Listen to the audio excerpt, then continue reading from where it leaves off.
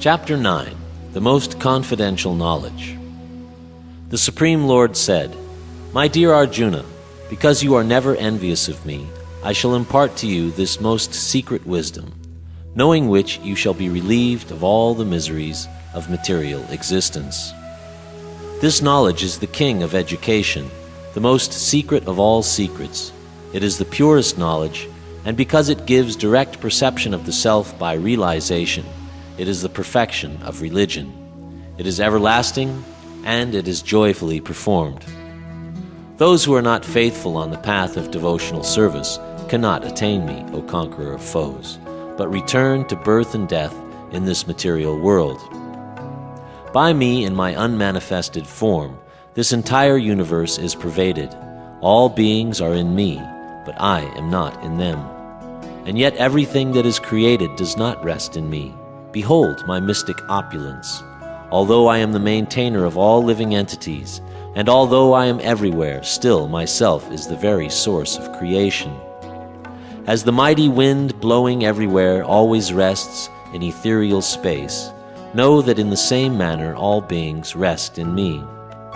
O son of Kunti, at the end of the millennium, every material manifestation enters into my nature.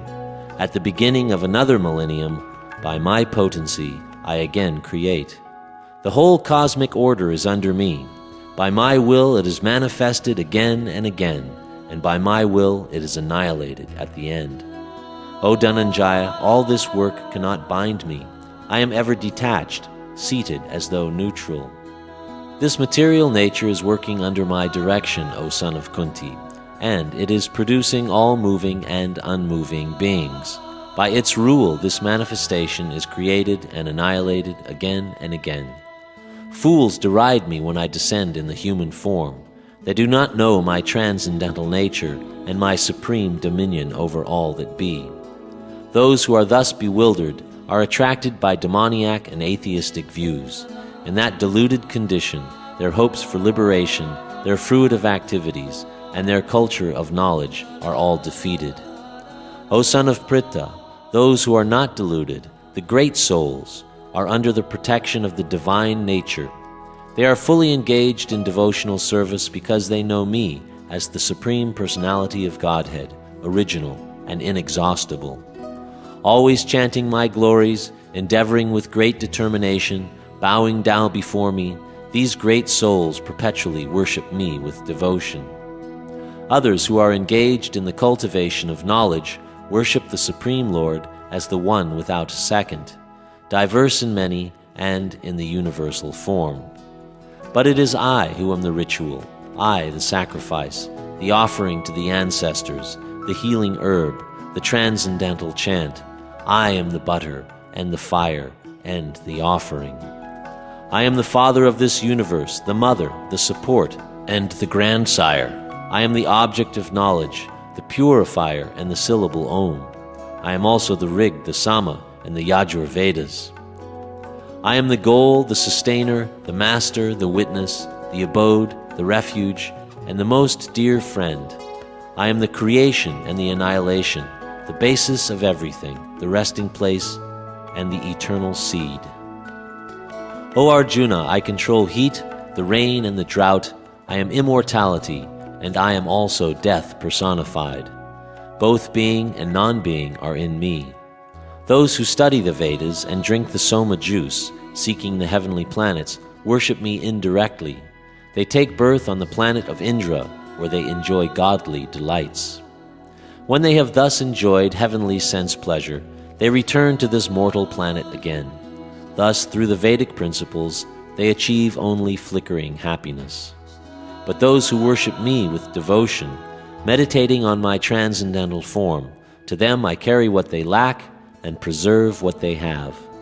Whatever a man may sacrifice to other gods, O son of Kunti, is really meant for me alone, but it is offered without true understanding.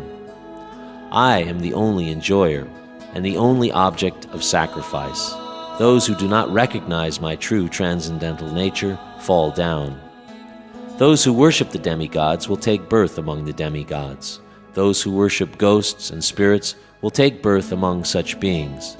Those who worship the ancestors go to the ancestors, and those who worship me will live with me.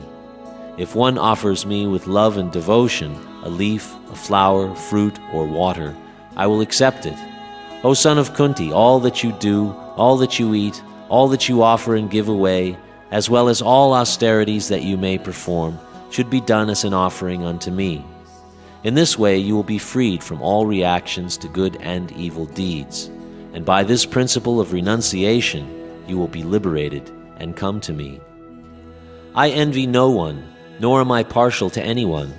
I am equal to all, but whoever renders service unto me in devotion is a friend, is in me, and I am also a friend to him. Even if one commits the most abominable actions, if he is engaged in devotional service, he is to be considered saintly because he is properly situated. He quickly becomes righteous and attains lasting peace. O son of Kunti, declare it boldly that my devotee never perishes.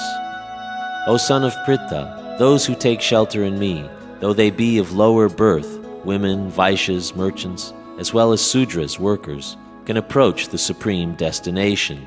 How much greater then are the Brahmanas, the righteous, the devotees and saintly kings, who in this temporary miserable world engage in loving service unto me.